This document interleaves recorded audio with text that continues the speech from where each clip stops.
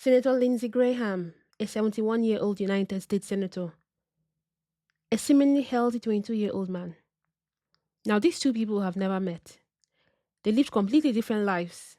One obviously spent decades in the spotlight, helping shape American politics, and the other was just beginning adulthood with his whole future ahead of him. Yet, they both died from exactly the same hidden disease. Not a heart attack, not a stroke, but a tear in the inner wall of the largest artery of the body, an aortic dissection.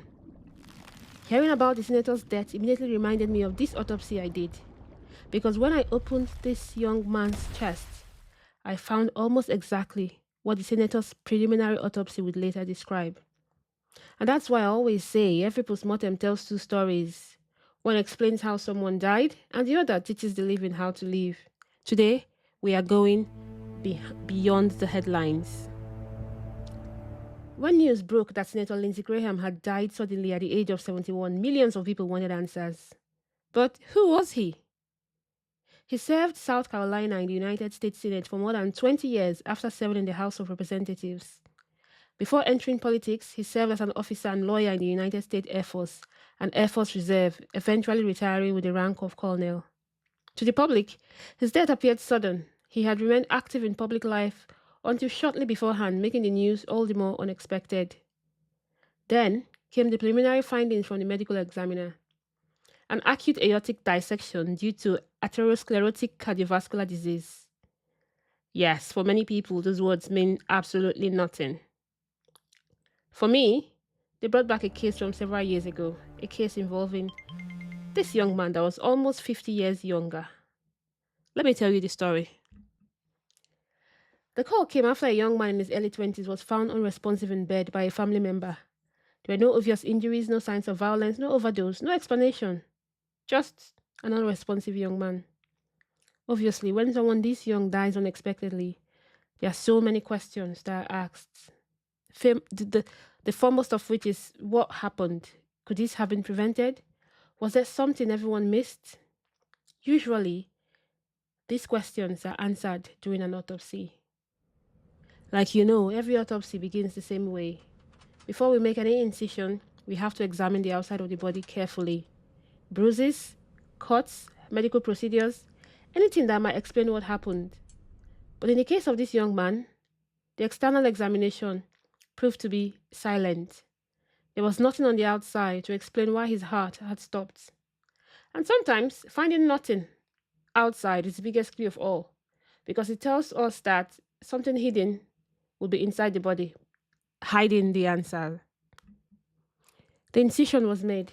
When the chest was opened, there was something obvious. There was blood where it should not be.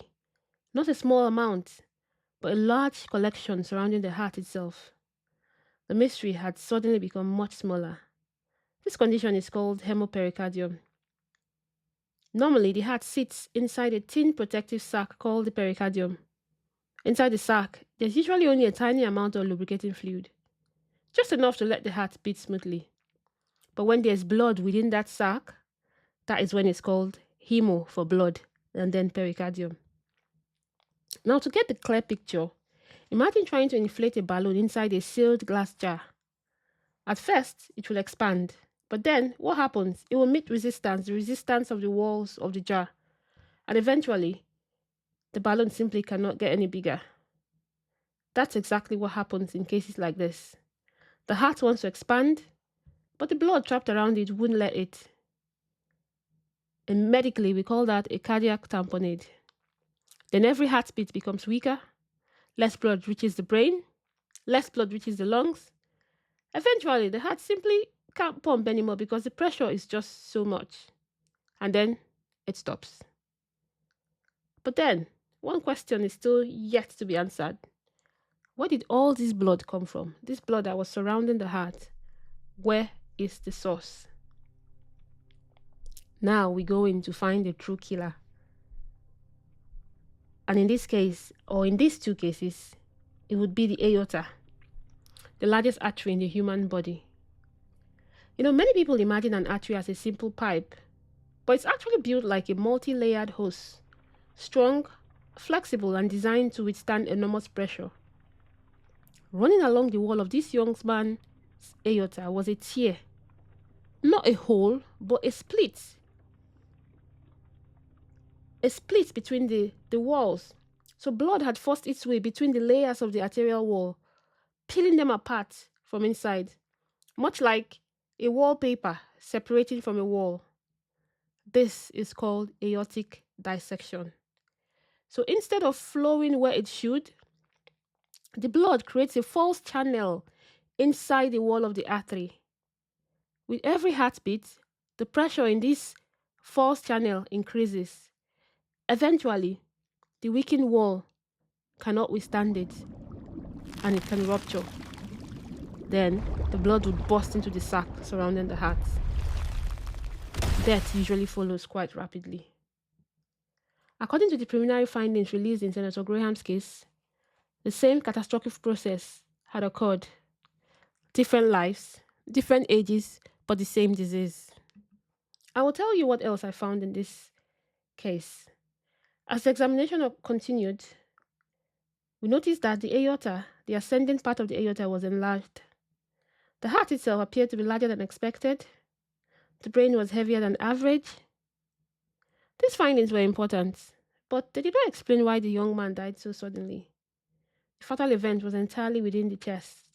The cause of death was cardiac tamponade resulting from the rupture of the rupture of the dissected aorta. But why will this happen? Sometimes the question why is the hardest question of all. And to answer this question, it depends on the person.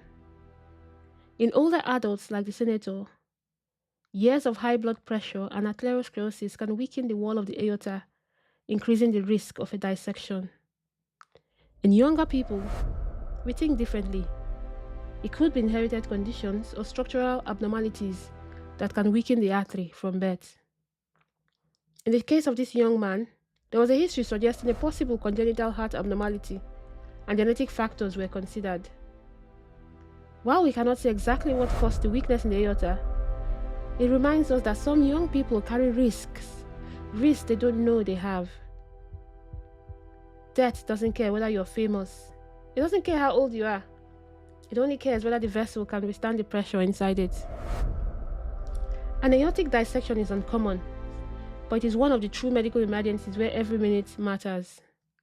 People often describe a sudden, severe pain in the chest or upper back, sometimes as tearing or ripping. Others may faint, become short of breath, develop weakness, or have symptoms that resemble a stroke.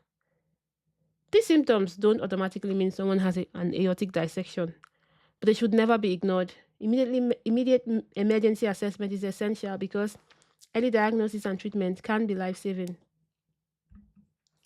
When Senator Graham died, the world learned the name of a disease that most people had never heard before.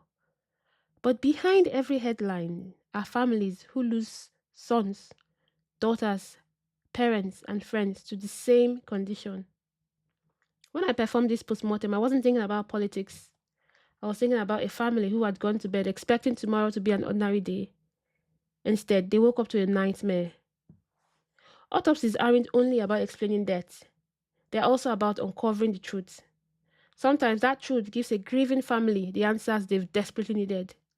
Sometimes it reveals an inherited condition that could affect surviving relatives. And most times, it teaches complete strangers to recognize the warning signs before it's too late. That's why I believe every postmortem tells two stories. One explains death, the other teaches us how to live. Thank you for watching this episode of Beyond the Autopsy. If you find this enlightening in any way, please subscribe so that you're going to hear all of the hidden lessons that we uncover when we do autopsies. Until next time, remember, every postmortem tells two stories. One explains the death, and the others may help save a life.